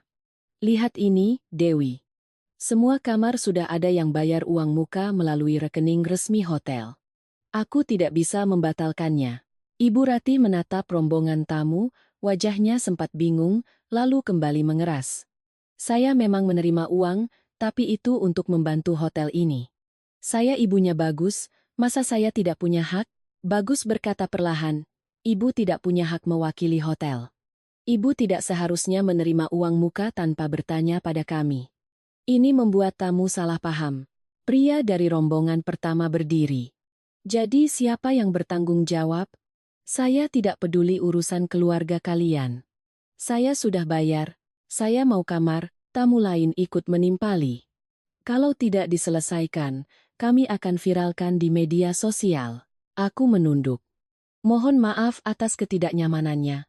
Hotel akan segera mengembalikan uang Bapak dan Ibu, dan membantu mencarikan penginapan lain. Ibu Ratih menoleh tajam padaku. Enak saja kamu bilang kembalikan. Memangnya uangnya masuk ke kantongmu? Aku menatapnya. Untuk pertama kalinya, aku sadar bahwa yang berdiri di hadapanku bukan hanya ibu mertua, tapi seseorang yang telah menggunakan nama baik hotel ini untuk menjerumuskan kami. Bagus bertanya, uangnya di mana, Bu? Ibu Ratih membuang muka. Dewi menyela. Uangnya sudah dipakai untuk sewa mobil, makan-makan, dan oleh-oleh rombongan kemarin. Lagi pula, itu kan untuk liburan keluarga kita juga. Kepalaku terasa kosong. Lebih dari 30 juta rupiah, tidak masuk ke kas hotel. Tidak ada kamar untuk tamu, dan sekarang uangnya pun sudah tidak ada. Bagus menopang tangannya di meja, suaranya serak. Dewi, diam. Uang tamu bukan uang untuk liburan keluarga kita. Bentakan itu membuat Dewi pucat. Aku menatap para tamu yang marah di lobi, dan sadar, 3 hari yang penuh gejolak kemarin hanyalah buih di permukaan, badai yang sesungguhnya baru saja akan datang. Ibu Ratih tidak langsung menjawab. Ia menarik sebuah kursi plastik di sudut lobi dan duduk, memeluk tasnya erat-erat seolah dengan begitu masalah tidak akan tumpah, tapi uang itu sudah habis. Bukan untuk membayar sewa mobil dan makan-makan semalam, tapi untuk gengsinya. Tamu pertama, Pak Hang, meletakkan ponselnya di meja dengan keras. Saya tanya sekali lagi, kamar tidak ada, uang saya siapa yang kembalikan? Seorang ibu yang menggendong anaknya yang menangis karena lelah berkata dengan kesal, kalau tahu begini, kami sudah pesan di tempat lain. Usaha perhotelan macam apa ini? Merusak kepercayaan tamu saja, mendengar kata perhotelan, hatiku teriris. Jelas-jelas hotel tidak menerima sepeser pun, tapi nama baik kamilah yang tercoreng. Aku mencoba tenang. Mohon maaf, Bapak, Ibu. Kejadian ini di luar prosedur kami, tapi kami tidak akan lepas tangan. Mohon beri kami waktu sebentar untuk mencari penginapan terdekat dan mengurus pengembalian uang. Ibu Ratih langsung mendongak. Sari, kamu mau ambil uang dari mana untuk mengembalikan? Mau membuat ibu mertuamu ini malu di depan semua orang? Bagus menoleh pada ibunya. Bu, itu uang tamu. Ibu yang terima. Ibu yang harus kembalikan. Ia menepuk tasnya. Aku terima juga untuk membantu kalian dapat tamu. Uangnya sudah habis untuk rombongan kemarin. Aku menatapnya dengan perasaan getir. Membantu? Ini lebih seperti mempertaruhkan nama baik kami. Dewi yang berdiri di samping ibunya mulai menangis, tapi kata-katanya tajam. Seolah-olah ibu menipu saja. Cuma puluhan juta, kenapa harus menekan ibu sampai begini? Mbak Sari, kalau mau membuat ibu mertua masuk penjara, bilang saja terus terang. Aku meletakkan botol air mineral dan menatap lurus ke arah Dewi. Saya tidak pernah bilang ibu menipu. Saya hanya bilang, uang tamu harus dikembalikan, dan reputasi hotel harus dijaga. Kalau hari ini saya diam, besok akan ada orang yang menulis di internet bahwa hotel ini menerima uang muka tapi tidak memberikan kamar. Saat itu terjadi, apa kamu mau bertanggung jawab? Dewi membuang muka. Aku kan tidak kerja di hotel, bagaimana bisa bertanggung jawab? Benar. Karena kamu tidak mau bertanggung jawab, jangan paksa saya menanggung kesalahanmu dan tetap diam. Seisi lobi hening. Suaraku tidak tinggi, tapi setiap kata keluar dengan tegas. Bagus menoleh pada Mas Fajar. Fajar, tolong telepon beberapa penginapan di sekitar sini, tanyakan apa ada kamar kosong. Prioritaskan yang bersih dan dekat pantai. Mbak Tini, tolong buatkan teh hangat untuk para tamu. Mbak Tini mengangguk. Iya mas. Kasihan tamunya. Aku membuka laci kasir, mengambil uang tunai yang seharusnya untuk membayar gaji karyawan dan uang muka perbaikan AC. Aku menghitung lembaran uang itu dengan tangan dingin, 30 juta lebih bukan jumlah yang besar bagi orang kaya, tapi bagi kami saat itu, jumlah itu sangat berarti. Bagus berbisik, biar aku yang urus. Sari. Aku menggeleng. Kalau tidak segera dikembalikan, mereka akan semakin marah. Reputasi yang sudah hilang, sulit dibeli kembali dengan uang. Ia menatapku, matanya memerah. Mungkin ia sadar, yang kuhitung bukan hanya uang, tapi juga setiap malam tanpa tidur dan setiap tetes keringat yang kami curahkan untuk menjaga nama baik hotel ini. Kami membuat daftar setiap keluarga, mencocokkan jumlah yang telah mereka transfer pada Ibu Ratih. Bagus menulis surat pernyataan bahwa hotel membantu pengembalian dana karena pihak penerima tidak memiliki wewenang. Aku mentransfer uang pada 2 keluarga, dan memberikan uang tunai pada 1 keluarga yang harus segera pergi. Menjelang siang, Mas Fajar berhasil menemukan 2 penginapan yang masih memiliki kamar kosong. Kami bahkan membantu memesankan ojek online untuk mengantar mereka. Ketika tamu terakhir meninggalkan lobi, barulah kakiku terasa lemas. Ibu Ratih duduk diam sepanjang waktu. Setelah semua tamu pergi, ia baru berdiri. Sudah selesai, kan? Mau apa lagi? Bagus berbalik menatap ibunya. Saya mau ibu mengembalikan uang yang baru saja kami pakai untuk mengganti uang tamu. Ibu membelalak. Sekarang aku ambil uang dari mana? Sudah habis. Kalau begitu, ibu tulis surat utang. Kapan ada? Dicicil. Ibu Ratih merasa sangat terhina. Pada ibu kandung sendiri, kamu suruh tulis surat utang? Ya Tuhan, anak macam apa ini? Dewi langsung memeluk ibunya. Mas Bagus keterlaluan. Uang itu kan juga untuk liburan keluarga. Kalian sudah sukses, kenapa tidak anggap saja sebagai hadiah untuk orang tua? Kali ini, Bagus benar-benar marah. Ia menggebrak meja, tidak terlalu keras, tapi cukup untuk membuat semua orang terkejut. Hadiah itu uang yang kuberikan dengan sukarela. Ini uang tamu yang ditransfer karena percaya akan dapat kamar. Ibu salah menggunakannya. Jadi ibu harus bertanggung jawab. Jangan campur adukan bakti dengan uang orang lain. Ibu Ratih tertegun. Bapak Hartono, yang sejak tadi berdiri di luar, akhirnya masuk. Ratih, kali ini kamu memang salah. Menerima uang tanpa bertanya itu sudah salah. Ibu menoleh tajam pada suaminya. Bapak juga ikut menyalahkan saya? Bapak Hartono tampak lelah. Aku tidak menyalahkan. Aku hanya mengatakan yang benar. Uang itu untuk sewa kamar, bukan untuk kita makan-makan. Ibu Ratih tidak bisa membantah, tapi ia tetap menolak menulis surat utang. Akhirnya, ia hanya melempar satu kalimat, terserah kalian mau bagaimana, aku tidak punya uang. Lalu ia menarik Dewi dan pergi. Malam itu, hotel kembali tenang. Tapi keheningan itu terasa seperti pecahan kaca di lantai.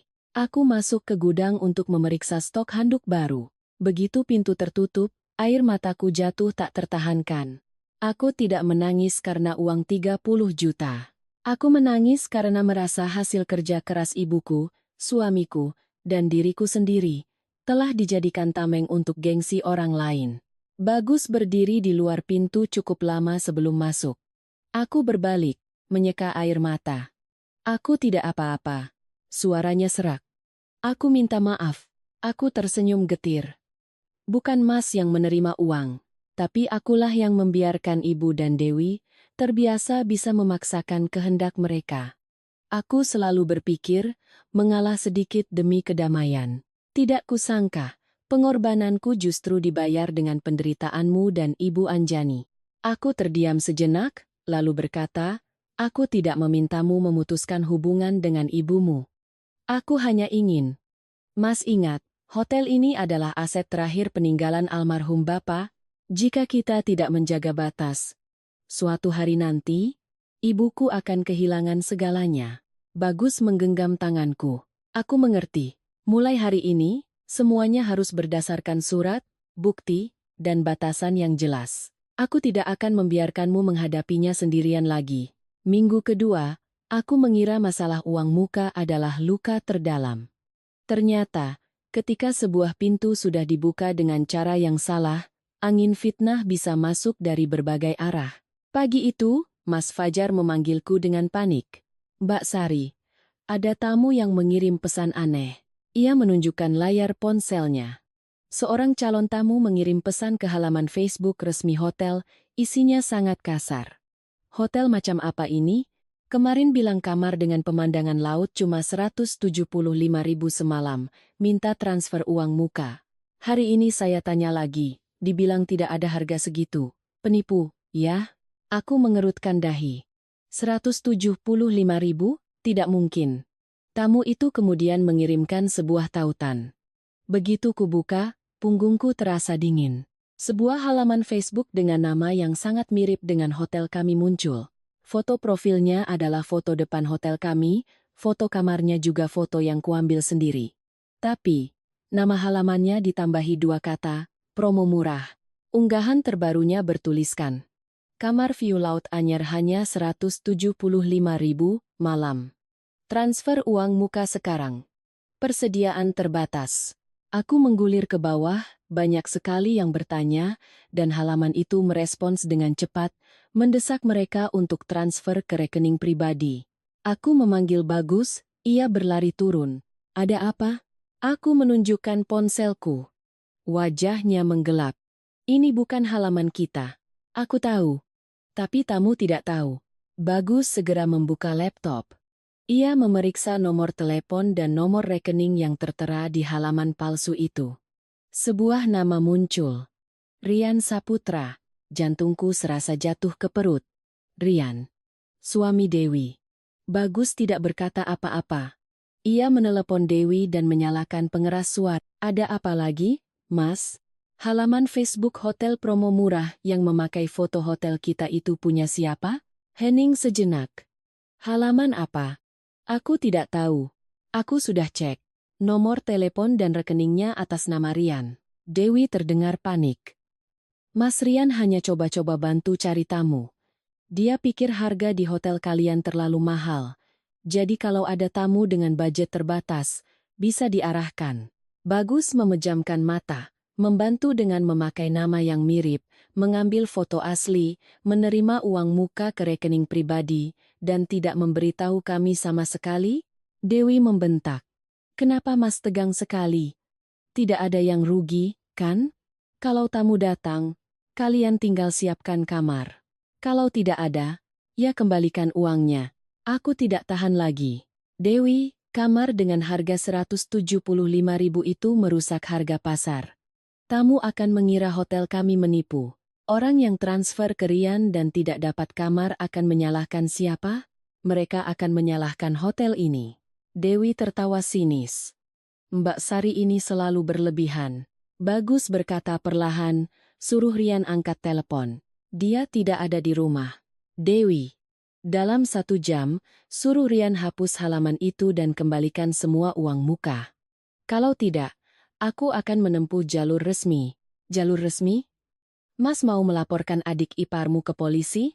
Aku mau melindungi hotel ini dan para tamu. Terserah kamu mau mengartikannya bagaimana. Ia menutup telepon. Siang itu, sebuah rombongan yang telah memesan 6 kamar untuk akhir pekan menelepon untuk membatalkan. Maaf, Mbak. Kami lihat di internet ada yang bilang hotelnya sedang bermasalah, ada yang menipu uang muka. Kami tidak mau ambil risiko. Aku mencoba menjelaskan, tapi mereka tetap membatalkan. Hampir 20 juta rupiah pendapatan hilang dalam sekejap. Sorenya, 3 ulasan bintang 1 muncul di halaman Facebook kami. Penipu, Tidak transparan. Hindari hotel ini. Aku membacanya dengan kepala pening. Mbak Tini yang baru turun dari lantai atas melihat wajahku pucat. Kenapa Mbak? Aku menunjukkan ponselku. Ia membaca. Lalu mengumpat pelan.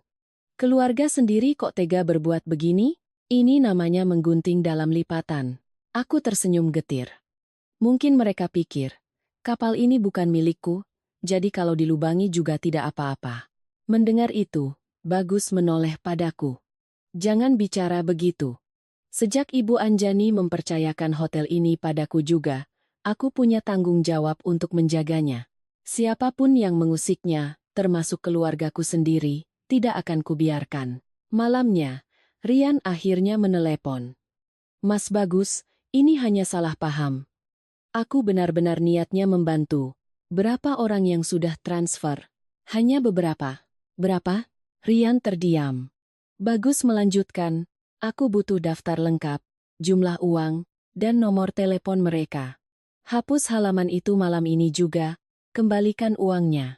Dan kamu harus mengganti kerugian dari rombongan 6 kamar yang batal karena ulahmu. Rian tertawa canggung. Ganti rugi kedengarannya berat sekali Mas. Kita kan keluarga. Bagus menjawab dengan dingin, justru karena keluarga, kita tidak seharusnya saling menjatuhkan demi uang. Telepon ditutup. Malam itu, aku duduk di depan komputer, membalas satu persatu ulasan buruk. Aku tidak berdebat. Aku hanya menyatakan bahwa hotel kami hanya memiliki satu halaman dan satu nomor rekening resmi. Di luar, angin laut bertiup kencang. Aku menatap papan nama hotel yang didirikan oleh almarhum ayahku, terasa begitu rapuh. Keesokan paginya, aku melihat Bagus sudah duduk di depan komputer. Di atas meja, bertumpuk berkas yang telah ia siapkan. Cetakan halaman palsu, bukti transfer ke rekening Rian, daftar rombongan yang batal, dan ulasan-ulasan buruk. Aku akan panggil Dewi dan Rian ke sini. Katanya, masalah ini harus diselesaikan dengan bukti. Bukan lagi dengan kata-kata. Siang harinya, pertemuan itu terjadi. Ibu Ratih dan Dewi datang dengan wajah marah. Rian menunduk di belakang mereka.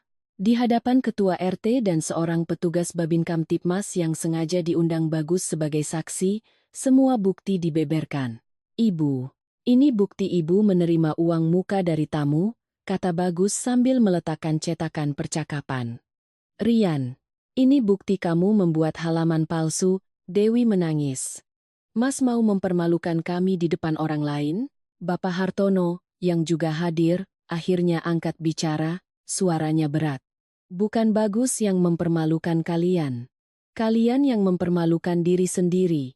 Aku sudah terlalu lama diam. Aku membiarkan istriku salah, membiarkan putriku memfitnah, membiarkan menantuku berbuat curang. Kedamaian yang kubeli dengan keheningan ternyata harganya adalah kehancuran. Untuk pertama kalinya, Ibu Ratih tidak membantah suaminya. Ia duduk membeku. Di hadapan para saksi, sebuah surat perjanjian dibuat. Ibu Ratih, Dewi, dan Rian harus meminta maaf secara terbuka di media sosial, meluruskan semua fitnah. Rian diwajibkan mengembalikan semua uang muka dan mengganti kerugian hotel secara bertahap.